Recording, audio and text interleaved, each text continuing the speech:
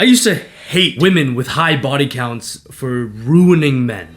Every single time I saw a video on the internet of a girl bragging about her high body count, I would immediately think, this is the soulless demon who is just using good, maybe weak men for attention, and then she just leaves them once she's done with them, breaking that guy.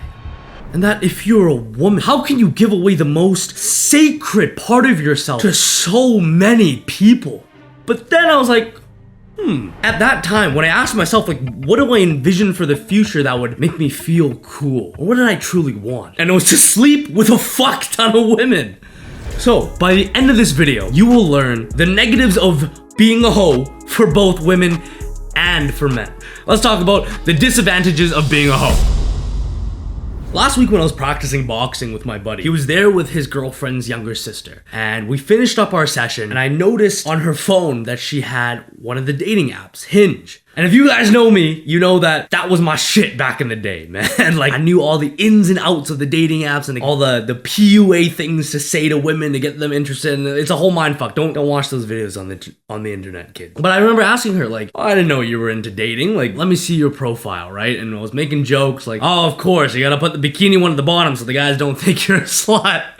And then I asked her, I was like, so why are you on these apps? What are you looking for? And she looked at me and she said, oh, I don't know, see where things go, but I just want to have fun. When I heard that, I got like this deep trigger that hit me. Kind of like if you're a very left-wing liberal chick watching one of these videos. So then I got a little bit defensive and I was like, why would you want that? In my head, this affirms everything that I learned about the evils of the modern day woman. And it also reminded me a bit of myself, about how I used to say I was just looking for fun and what that meant. And truthfully, when I said that, I just wanted to fuck. So I started asking her, like, why do you want to just have fun? Are you okay with sleeping with people? And she's like, yeah, well, I'm young. This is the time to have fun, right? And thank God I did so much meditation and learned to look at different people's views over the past year to be able to calm down, take a deep breath, and explain to her my point of view without judging her. No, I was definitely, actually, that's a fucking lie. I was judging internally. So I asked her, what makes you okay with giving your body away to so many guys? And she's like, oh, no, that's not it. I'm like, well, you said you wanted to have fun. And she says, well, the goal is the more guys I experience, the more dates I go on, the closer I am to finding my future husband. And I was like, wait. I do agree that the more people you experience, the more you know what you want and the more that you know what you're looking for and you can find the one that fits you better. But I disagree. I don't think you have to go through and give your body away to so many people to find the perfect person. And I used to believe that. And then I asked her, I'm like, so what do you want in your future husband? Like, ideally, what do you want? And she's like, well, he has to be 5 inches taller than me. A lot of guys who get pissed at that and get very triggered. Like, what? This bitch. Fair. That's what she wants. I'm sure a lot of you guys and myself have these ideal look standards that we want. She says, I want him to make a lot of money. I'm like, fair. Financial stability is completely your right to want. And she's like, and he has to be a gentleman. I'm like, well, and then I'm picturing this image of this guy that she's told me about in my mind. I'm like, that sounds like the Giga Chat. That sounds like exactly what I preach to you guys to become in our lives. The best version of ourselves. Handsome, capable looking, and capable man who's self-sufficient, who's very loving, strong, passionate, driven. And then I asked her,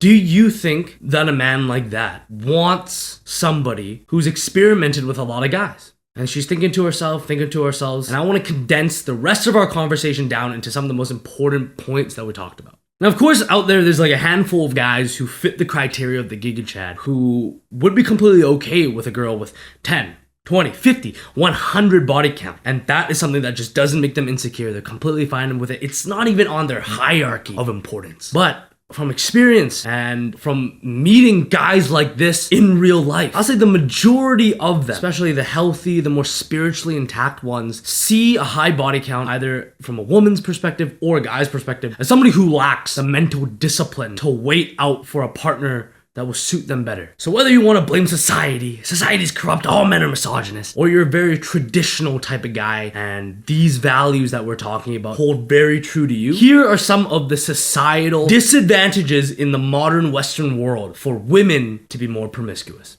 Starting off with, unfortunately, if you're a girl with a very high body count in the Western modern world, men would typically look down on you. As a guy, like, I know how we grew up. Like, we're, as terrible as it is, we're making fun of these chicks who have OnlyFans. We're making fun of these porn stars. We lose respect for women who share their body so much. And I think that might come down to either some societal conditioning, or maybe like the most primal part of our brain that sees women as like treasure, sees women as like, we want to protect them, we want to nurture them. And when we see them give themselves away to so much, especially like a pretty girl that we want, it kind of hurts. It kind of hurts the soul. And you can argue with this however you want, but soul bonding with multiple partners, whether you're a man or a woman, it is like the most intimate thing we do as humans. So our brain releases the most oxytocin, serotonin, and dopamine, not only on the pursuit toward reproduction, but when we're actually having sex. And the more you do it, the more and more, like any habit in your life, the more you work out, the more bad food you eat, good or bad, whatever the habit is, the more you do that high dopamine thing, the more your body gets used to it. So a lot of guys see women that are used to having sex and moving on to more and more and more different men as a bit of an insecure point for us. And we kind of fear that if a woman with a very high body count is with us, no matter how great of a person or how loving she is, it's just scientifically and mathematically more of a chance that she might move on to somebody else.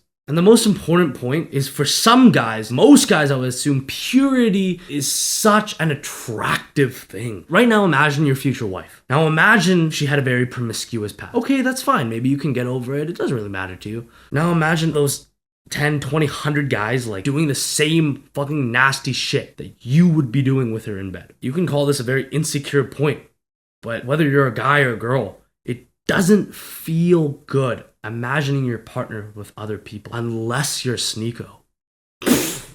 Yo, that was funny. Before the misogynist attack, before the very feminist chicks attack who haven't watched through the whole video and they're like, you're a fucking misogynist, you're just talking about women. Let's talk about the disadvantages for guys. And truthfully, it's almost the exact same stuff as with the women, but we're talking about from a very cultural, societal, modern, Western world standpoint. So there are some differences, and those differences are: one, high value men, the ones with discipline and respect for themselves, for other people. They don't think it's dope.